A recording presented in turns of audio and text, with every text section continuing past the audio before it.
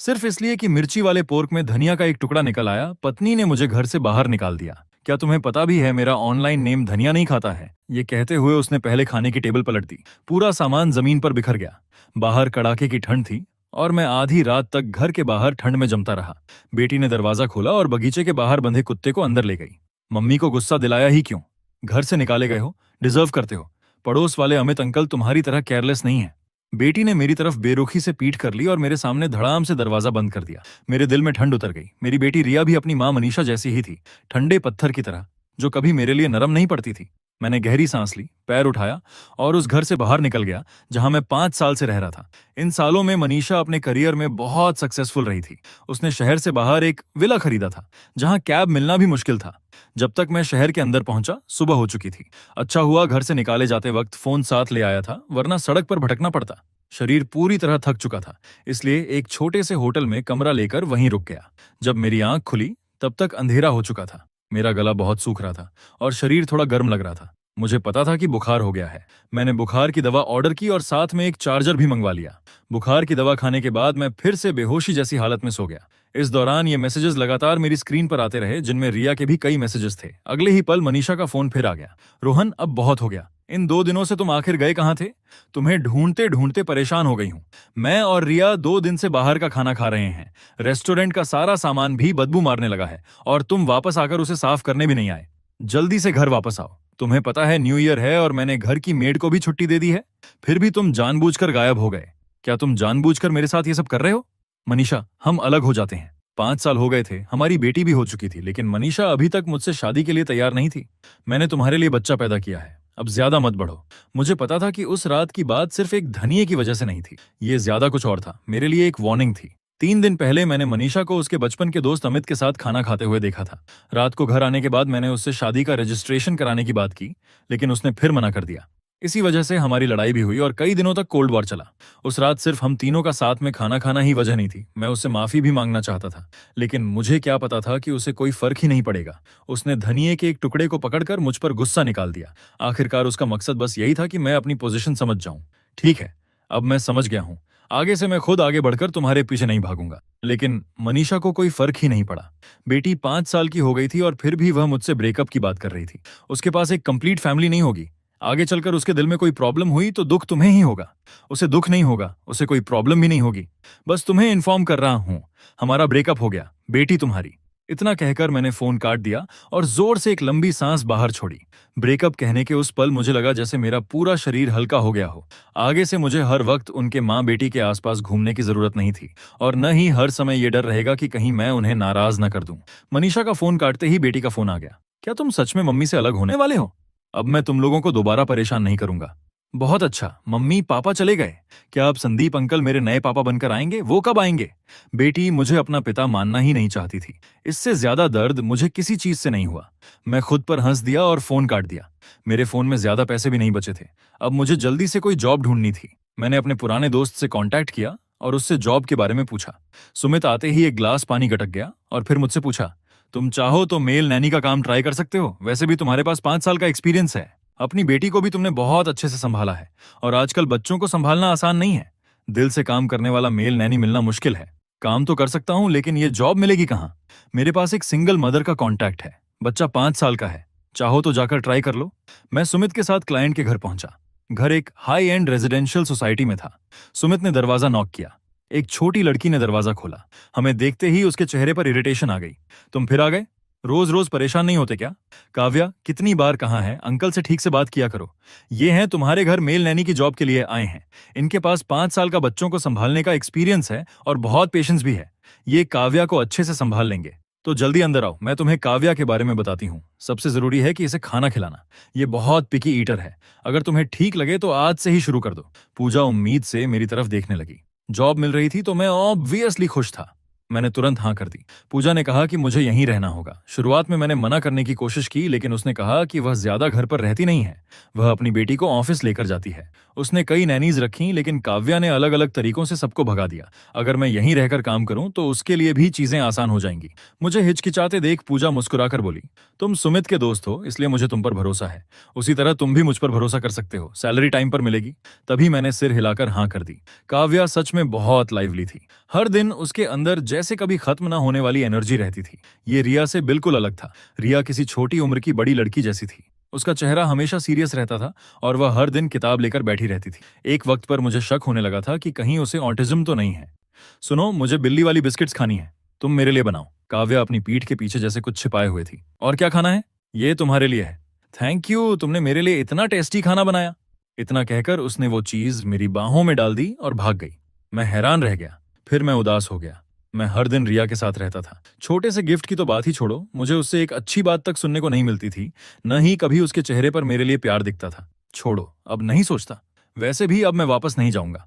जब मैं बिल्ली वाली बिस्किट्स लेकर बाहर आया, काव्या पहले ही हाथ धोकर डाइनिंग टेबल पर बैठ चुकी थी। उसने एक बिस्किट उठाया और मुंह में डालने लगी। मैंने तुरंत उसका हाथ रोक लिया।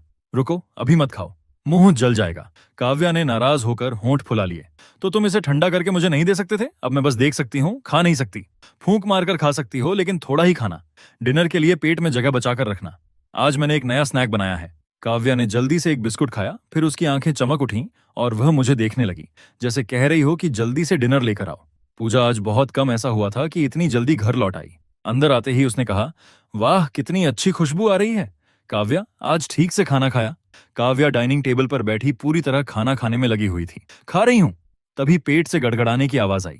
पूजा ने ऑकवर्ड होकर मेरी तरफ देखकर मुस्कुरा दिया। काव्या के पूरे चेहरे पर खाना लगा हुआ था और वह खुशी से हंसते हुए बोली, मम्मी आओ खाना खाओ, रोहन अंकल बहुत अच्छा खाना बनाते हैं। मैंने उसकी पसंद नापसंद पूछने के बाद एक सूप और 2 स्टर फ्राइड डिशेस बनाई। माँ बेटी साथ बैठकर खाना खाने लगी। पूरा माहौल हंसी मजाक से भरा था। पूजा बीच बीच में काव्या से बातें करती रही, यहाँ तक कि दोनों एक रोटी के टुकड़े के लिए आपस में खींचतान करने लगी। मम्मी तुम चीटिंग कर रही हो, वो रोहन अंकल ने मेरे लिए बनाया था, वो दोनों तुम्हारे हैं, मेरा मत लो। तो तुम मेरा क्यों खा रही हो? मुझे नहीं पता, ये रोटी मेरी है। मैं किचन में खाना साफ कर रहा था और ये सुनकर खुद को हंसने से रोक नहीं पाया। ऐसा सीन मनीषा और रिया के बीच कभी नहीं हुआ था। माँ बेटी दोनों अपना अपना काम करती थीं। मेरी केयर के बदले भी मुझे सिर्फ शिकायतें और ताने मिलते थे। रिया को मेरे बनाए एनिमल बिस्किट्स तक पसंद नहीं थे। ये क्या है, कितना चाइल्डिश है। तुम ऐसे बिस्किट्स बनाना बंद नहीं कर सकते? अमित अंकल कहते हैं कि मैं बड़ी बच्ची हूं और अब ऐसी चीजें नहीं खाती। मनीषा वहीं बैठी रहती थी और बिल्कुल ध्यान नहीं देती थी। उल्टा वह भौहें सिकोड़कर चॉपस्टिक से थोड़ा खाना उठाती और कहती, ये बहुत ऑयली है, मैं डाइट पर हूं, अगली बार कुछ हल्का बनाना। डिनर खत्म होने के बाद पूजा स्टडी रूम में काम करने चली गई और जाते जाते पॉलिटली मुझसे काव्या का ध्यान रखने को कहा। मैं काव्या के साथ सोफा पर बैठ गया, उसके साथ पिक्चर बुक्स देखी, स्टोरीज सुनाई और उसे खुश किया। बेचारे, इन्हें खुद अपनी माँ को ढूंढने जाना पड़ता है। अच्छा है, मुझे अपनी माँ को खुद ढूंढने नहीं जाना पड़ेगा। मैं इतनी छोटी बच्ची हूं, अगर कोई बैड पर्सन मुझे पकड़कर ले गया तो क्या होगा? छोटी सी उम्र में इसकी अवेयरनेस काफी अच्छी है। करीब 1 घंटे तक पिक्चर बुक्स देखने के बाद मैंने कहा कि थोड़ी देर एनिमेशन देख लो। उसने सिर टेढ़ा करके सोचा। उसके चेहरे पर स्ट्रगल साफ दिख रही थी। फिर उसने बहुत सीरियस होकर मना कर दिया, नहीं देखूंगी।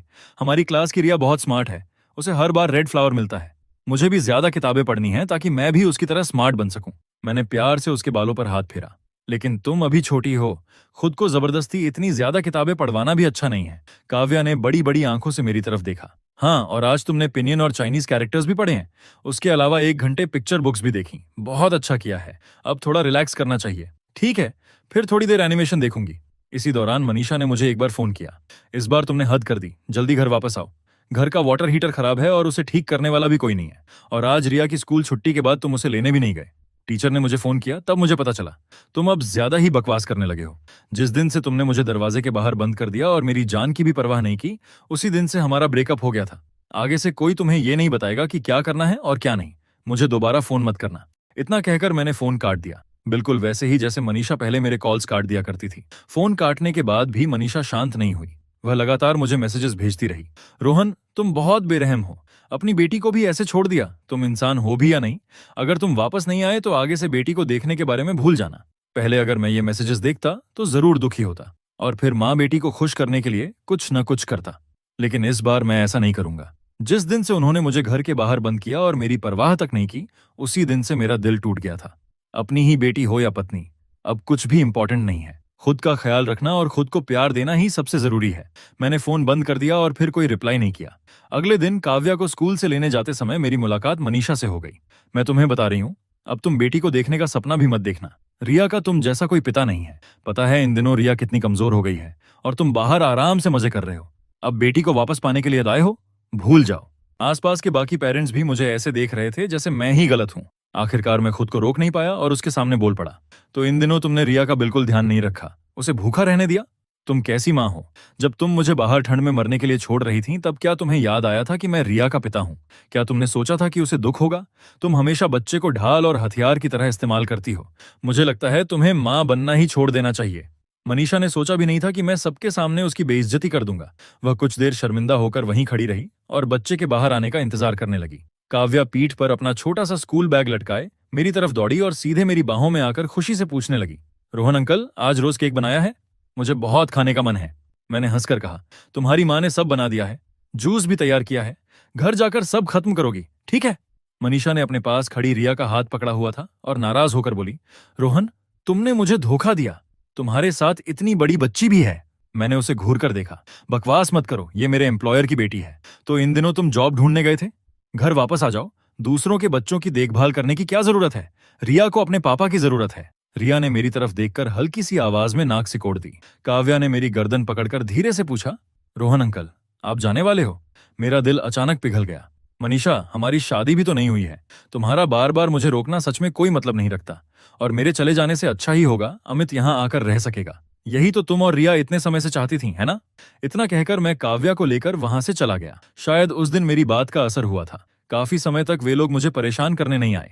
कुछ दिनों बाद किंडरगार्टन में एक पेरेंट चाइल्ड क्राफ्ट डे था, जिसमें पेरेंट्स को भी बुलाया गया था। पूजा ने मुझसे वहां जाने की रिक्वेस्ट की। वह सच में टाइम नहीं निकाल पा रही थी, इसलिए उसने मुझे एक्स्ट्रा बोनस भी दिया। काव्या दरवाजे से सिर बाहर निकालकर उम्मीद से मेरी तरफ देख रही थी। उस दिन जब मैं वहां पहुंचा तो रिया ने मुझे दरवाजे पर ही रोक लिया। उसने दोनों हाथ फैला दिए। मैंने तुम्हें यहां आने के लिए नहीं बुलाया। आज अमित अंकल मेरे साथ हैं, तुम चले जाओ। टीचर ने हमारे लिए सिर्फ एक सीट रखी है। अगर तुम आ गए तो अमित अंकल के बैठने की जगह नहीं बचेगी। उसकी बात खत्म होते ही अमित वहां आ गया। उसने मुझे देखकर माफी मांगने जैसी मुस्कान दी, लेकिन उसकी आंखों में छिपी खुशी साफ दिख रही थी। सॉरी रोहन भाई, मनीषा ने मुझे यहाँ आने को कहा था। तभी काव्या क्लासरूम से बाहर आई और मुझे देखकर बहुत खुश हो गई। वह जल्दी से मेरी तरफ आई। रोहन अंकल, मुझे लगा आप नहीं आओगे, जल्दी अंदर चलो। मैंने इससे पहले कभी ऐसे किसी स्कूल एक्टिविटी में हिस्सा नहीं लिया था। रिया ने कभी मुझे बुलाया ही नहीं था। शायद पहले हर बार अमित ही आता होगा। इस बार काव्या की वजह से मुझे भी जिंदगी में एक नया एक्सपीरियंस मिल गया। मैंने और काव्या ने मिलकर स्पंज बॉब का एक 3D मॉडल बनाया और टीचर ने हमारी खूब तारीफ की। लेकिन तभी रिया बड़े कदमों से वहां आई और उसने स्पंज बॉब मेरे हाथ से छीन लिया।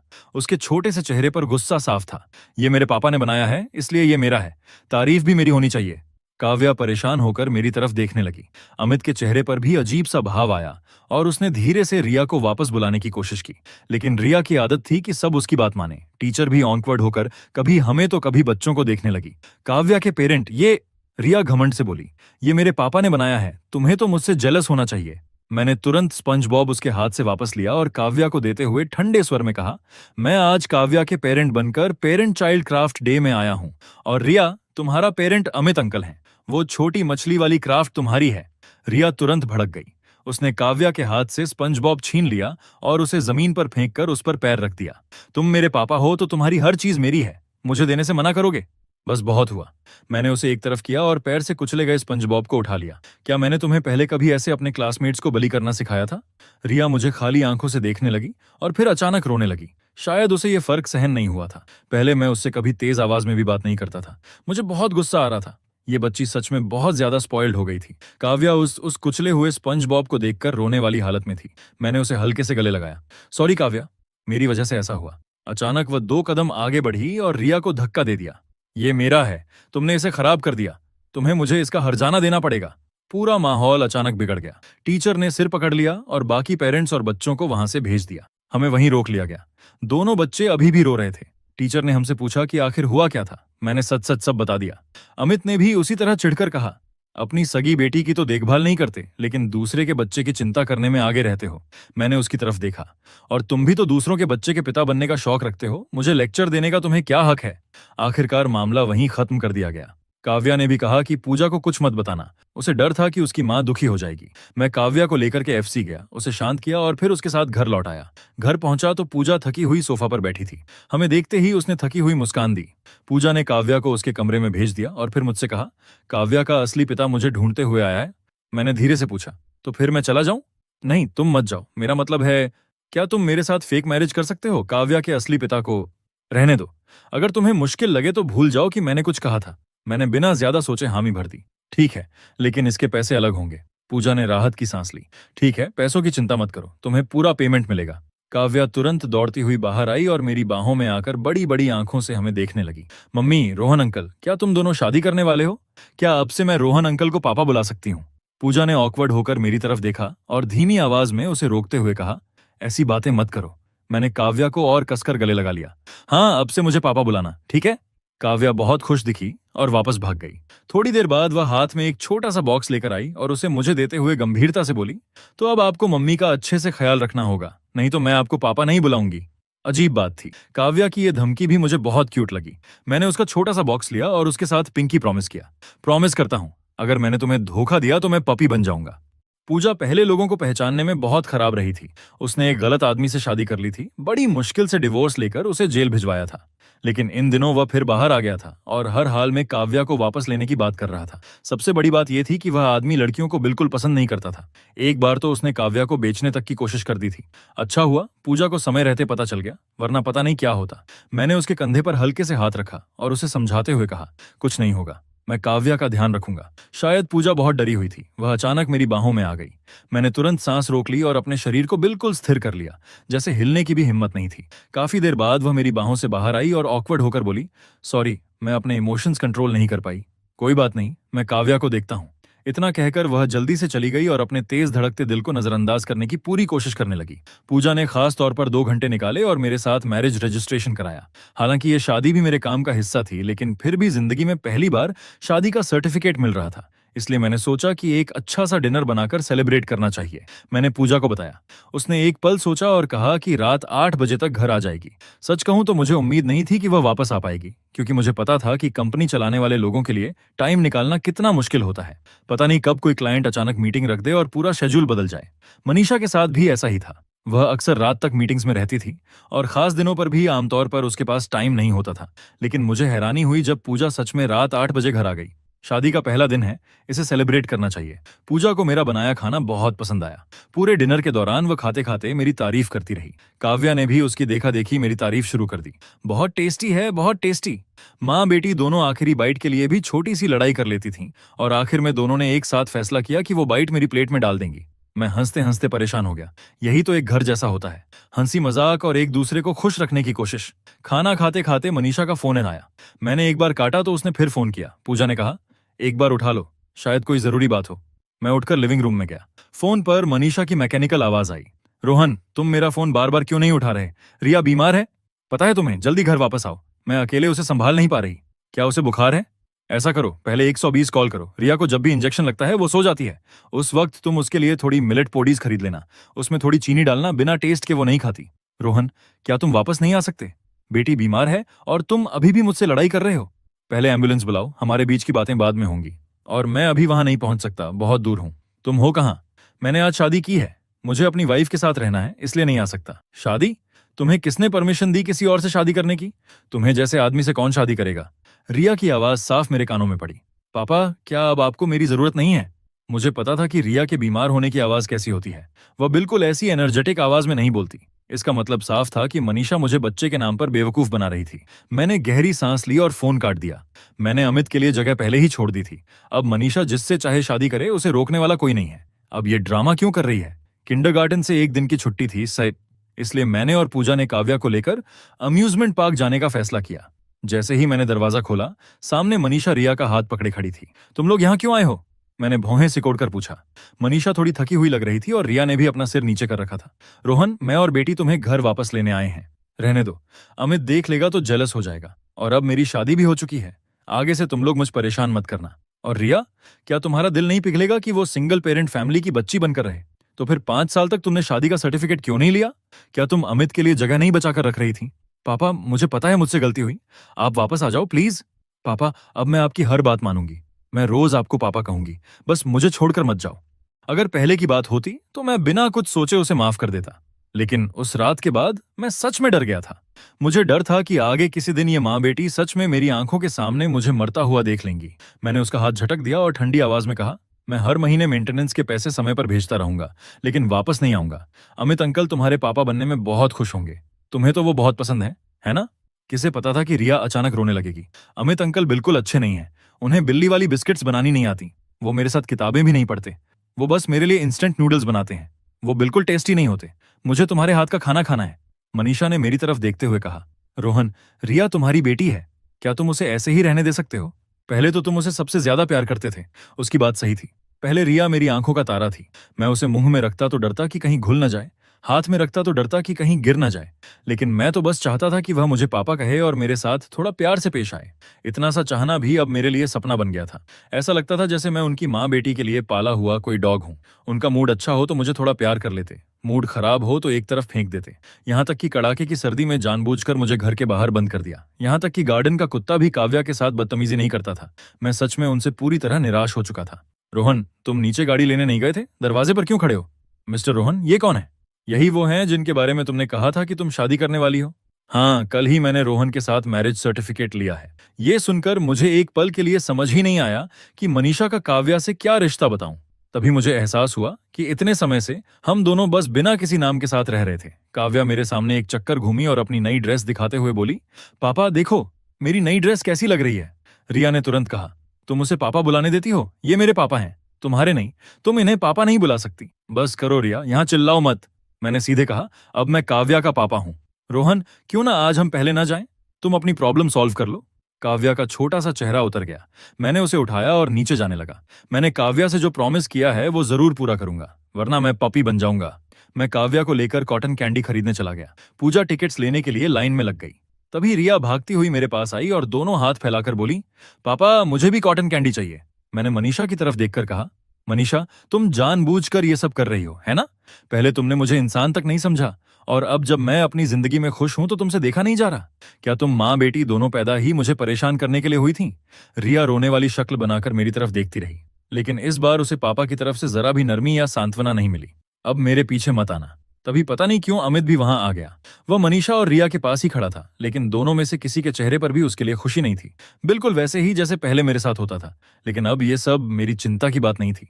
अब मैं सिर्फ काव्या की खुशी को प्रोटेक्ट करना चाहता था। मैंने काव्या को लेकर मैरी गो राउंड पर राइड की। पूजा वहीं खड़ी होकर हमारी फोटोज लेती रही, और फिर किसी से हम तीनों की एक ग्रुप फोटो भी खिंचवाई।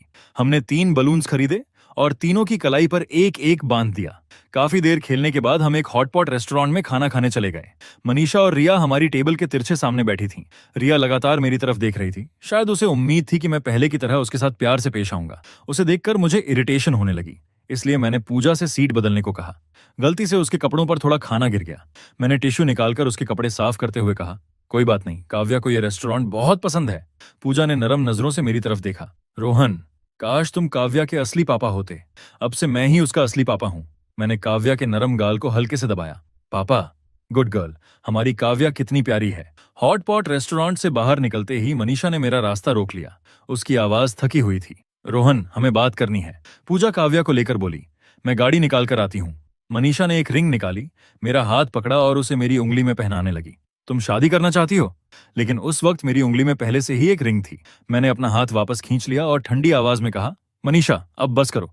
तुम भी देख रही हो कि अब मेरा अपना फैमिली है। दोबारा ऐसा किया तो तुम्हारी रेपुटेशन के लिए भी अच्छा नहीं होगा। अगर तुम फिर भी पीछे पड़ी रही तो लोग तुम्हें किसी दूसरे के घर को तोड़ने वाली औरत समझेंगे। कितना मजाकिया था।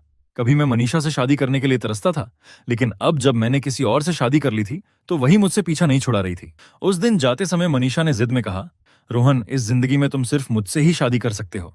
मुझे पता था कि वह फिर कोई नया ड्रामा करेगी, लेकिन मुझे बिल्कुल अंदाजा नहीं था कि वह काव्या को नुकसान पहुंचाने की कोशिश करेगी। उस दिन मैं रोज की तरह काव्या को लेने गया, लेकिन काफी देर तक वह बाहर नहीं आई। तभी मनीषा ने मुझे धमकी दी, अगर काव्या को फिर से देखना है तो अभी पूजा से डिवोर्स की बात करो। तभी रिया बाहर भागती हुई आई और मेरी बाहों में कूद गई। वह बहुत खुश लग रही थी। पापा, आप मुझे लेने आए हो? काव्या कहाँ है? वो तो मेरी ही क्लास में है, फिर वो बाहर बाहर क्यों नहीं आई? रिया ने घबराकर अपना सिर नीचे कर लिया और मेरी आंखों में देखने से बचने लगी। मैंने तुरंत पुलिस को कॉल किया और फिर पूजा को भी खबर दी। मैंने रिया को एक तरफ करते हुए गुस्से में कहा, मनीषा, अगर काव्या को कुछ हुआ तो मैं तुम्हें कभी माफ नहीं करूंगा। मैं दौड़कर किंडरगार्टन के अंदर गया और टीचर से पूछा। टीचर ने बताया कि काव्या रिया के साथ ही चली गई थी। टीचर को भी तुरंत समझ आ गया कि कुछ गड़बड़ है। वह मुझे मॉनिटरिंग रूम में ले गई। काफी देर बाद मुझे सीसीटीवी में दिखाई दिया कि रिया काव्या को लेकर पीछे वाले गेट की तरफ गई थी। फिर एक आदमी वहां आया और उसने काव्या के मुंह में कुछ डाल दिया। कुछ ही देर में काव्या बेहोश हो गई। उस आदमी ने उसे उठाया और वहां से चला गया। मैं तुरंत उस जगह पहुंचा जहां से काव्या को ले जाया गया था, लेकिन वहां 4 अलग अलग रास्ते थे। मेरे पास उसे ढूंढने का कोई तरीका नहीं था। कुछ ही देर में पुलिस भी पहुंच गई और उन्होंने लोगों की तलाश शुरू कर दी। पूजा रो रो कर बुरी हालत में थी। कई घंटों बाद आखिरकार पुलिस ने उसे ढूंढ लिया। मैं पूजा को सहारा देकर उस जगह पहुंचा। काव्या को गांव के एक चिकन शेड में बंद करके रखा गया था। छोटी सी बच्ची को घास के ढेर पर फेंक दिया गया था। उसके हमेशा साफ सुथरे बालों में सूखी घास और पत्तियां चिपकी हुई थीं। पूजा दौड़कर गई और काव्या को अपनी बाहों में उठा लिया। तभी पुलिस उसके एक्स हस्बैंड को पकड़कर बाहर लाई। मैं खुद को रोक नहीं पाया और उस पर झपट पड़ा। मैंने उसके पेट में जोर से लात मारी। तूने काव्या को बेचने की भी कोशिश की, मैं तुझे जान से मार दूंगा।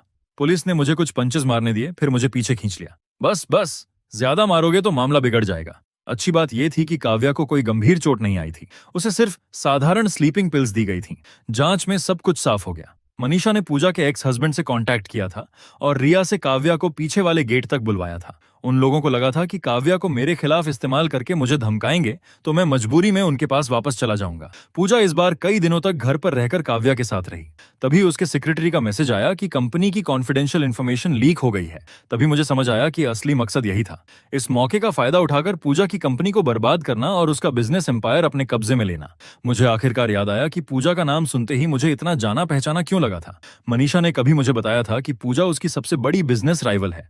वह हमेशा पूजा से पीछे रह जाता था और हर जगह उससे आगे निकलने की कोशिश करता था। वह बहुत पहले से पूजा को खत्म करना चाहता था। अब जब उसे पता चला कि मेरी शादी पूजा से हो गई है तो वह और भी बुरी तरह भड़क गया था। मैंने उसके लिए एक कटोरा preserved egg and lean pork porridge लाकर कहा, लो खा लो, खाने के बाद कंपनी के काम संभालने चले जाना। काव्या का मैं ध्यान रख लूंगा, तुम बस खुलकर अपना काम करो। पूजा की आंखों में राहत दिखाई दी। उसने कुछ ही बार में पॉरेज खत्म किया, कपड़े बदले, अपना बैग उठाया और चली गई। इन दिनों पूजा लगातार कंपनी में काम संभाल रही थी और मैं घर पर काव्या के साथ रहता था। काव्या को उस दिन की कोई बात याद नहीं थी। वह मुझसे पूछती रहती थी कि अब वह किंडरगार्टन क्यों नहीं जा सकती और उसकी माँ अभी तक घर क्यों नहीं आई। मैं हर बार बात को किसी तरह टाल देता था। आधे महीने बाद मनीषा ने मुझे फोन किया और मुझसे मदद मांगी। रोहन, मेरी मदद करो। पूजा सच में मुझे खत्म कर देगी। उसकी बेटी तुम्हारी बात सबसे ज्यादा मानती है। क्या तुम उससे मेरे लिए बात कर सकते हो? मुझे बचा लो रोहन, मैंने तुम्हारे लिए एक बेटी पैदा की है। मनीषा, ये सब तुम्हारी अपनी करनी है। रिया का क्या होगा? क्या तुम रिया की भी परवाह नहीं करोगे? अगर मैं कुछ नहीं बचा पाई तो उसे भी मेरे साथ तकलीफ झेलनी पड़ेगी। मैंने बिना किसी नरमी के फोन काट दिया। आज तक ये सोचकर मेरा दिल कांप जाता है कि सिर्फ 5 साल की रिया ने ऐसी हरकत कैसे कर दी। एक हफ्ते बाद मनीषा की कंपनी पूरी तरह बर्बाद हो गई। पूजा ने मनीषा, उसके एक्स हस्बैंड और किंडरगार्टन तीनों के खिलाफ कोर्ट में केस कर दिया और रिया को मेरे साथ ही रहना पड़ा। जिस दिन मैं उसे लेने गया वह काफी खुश थी। पापा, अब मैं फिर आपके साथ रह सकती हूँ। आज रात मेरे लिए वही नूडल्स बना दोगे जो मुझे सबसे ज्यादा पसंद है? मैं रिया का बायोलॉजिकल फादर था, इसलिए उसकी परवरिश की जिम्मेदारी मेरी थी। लेकिन मैंने उसे अपने साथ घर में रखने के बजाय उसके लिए एक नैनी रख दी। जैसे ही उसने अमित को देखा वह चीख पड़ी, पापा मुझे वो नहीं चाहिए।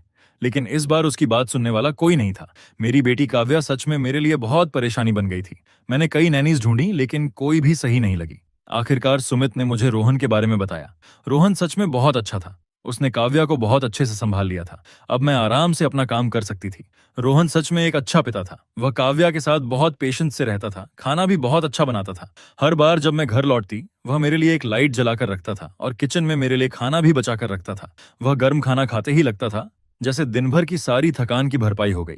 मेरे मन में एक ख्याल बार बार आने लगा था, मुझे इस आदमी को हर हाल में अपने पास रखना है। आखिर कौन एक ऐसे घर संभालने वाले आदमी को मना करेगा? मुझे लगता है मैं तो बिल्कुल नहीं करूंगी। इसलिए मैंने बहाना बनाकर शादी की बात छेड़ी। इस तरह शायद मैं उसे हमेशा के लिए अपने पास रख सकती थी, ताकि वह मेरे बच्चे की देखभाल करे और घर को संभाले। सबसे खास बात यह थी कि यह आदमी सिर्फ पैसों को मानता था, इसलिए मैंने उसे बहुत ज्यादा सैलरी दी। इस तरह कोई उसे मुझसे छीन नहीं पाएगा। जब मुझे काव्या के गायब होने की खबर मिली तो मेरा दिल कुछ सेकंड के लिए जैसे रुक गया था।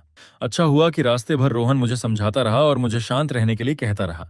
जिन दिनों मैं काव्या के साथ थी, कंपनी में भी प्रॉब्लम हो गई थी। मैं अंदर ही अंदर बहुत उलझी हुई थी। फिर रोहन ने ही मुझे हिम्मत दी कि जाकर उन लोगों को संभालूं।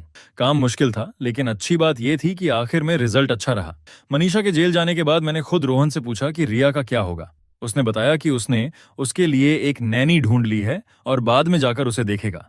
उसने मुझे भरोसा दिलाया कि वह रिया को अपने घर लाकर नहीं रखेगा। फिलहाल इससे बेहतर कोई रास्ता भी नहीं था। आखिरकार वह रिया का बायोलॉजिकल फादर था और उसकी परवरिश करना उसकी जिम्मेदारी थी। रोहन के जाने के बाद मनीषा भी मेरे साथ पहले जैसी गर्मजोशी से पेश नहीं आती थी। यहां तक कि रिया भी मेरे साथ ठीक से बात नहीं करती थी। बाद में आखिरकार मैं मनीषा के घर रहने लगा। तभी मुझे पता चला कि रोहन पहले कितनी मेहनत करता था। माँ बेटी दोनों के खाने पीने, कपड़े, आने जाने और बाकी हर छोटी बड़ी जरूरत का ध्यान रखना कोई आसान काम नहीं था। ऊपर से घर का काम और अचानक आने वाली तरह तरह की प्रॉब्लम्स अलग थीं। मनीषा और रिया दोनों का स्वभाव भी कोई बहुत अच्छा नहीं था। शुरू के कुछ दिन तो ठीक रहे, लेकिन बाद में मुझसे मनीषा के किसी बैंकेट में पहनने वाले कपड़े गलत मैच हो गए, ज्वेलरी भी गलत लगा दी, जूते भी गलत कर दिए। रिया को लेने का टाइम भूल गया और ऐसा खाना भी नहीं बना पाया जो दिखने में अच्छा हो और खाने में टेस्टी हो। दोनों मेरे साथ ज्यादा से ज्यादा इम्पेशेंट होती गईं। वे लगातार मेरा कंपैरिजन रोहन से करती रहती थीं। अमित, तुमसे कुछ होता भी है? रोहन के रहते मुझे ऐसा कभी नहीं करना पड़ता था। चैरिटी नाइट में तुमने मुझे ब्राइट रेड ड्रेस पहनने को कहा। तुम जानबूझकर मुझे एम्बैरेस करवाना चाहते हो। अमित अंकल, आपने मेरा होमवर्क क्यों नहीं रखा? मैंने कहा था कि आज मुझे स्कर्ट पहननी है, पैंट्स नहीं। पापा मेरे बाल बहुत अच्छे से बना देते थे। आपने तो कितने खराब बनाए हैं। जब मैंने खुद इन सब चीजों का एक्सपीरियंस किया तो मुझे बार बार पछतावा होने लगा कि मैंने शुरुआत में मनीषा को परेशान करने की कोशिश ही क्यों की थी। मेरे मन में एक से ज्यादा बार वहां से चले जाने का ख्याल आया, लेकिन मैं उस लग्जरी और पैसे को छोड़ नहीं पा रहा था। आखिरकार जब मनीषा जेल चली गई तो मैं बिना एक पल सोचे वहां से भाग गया।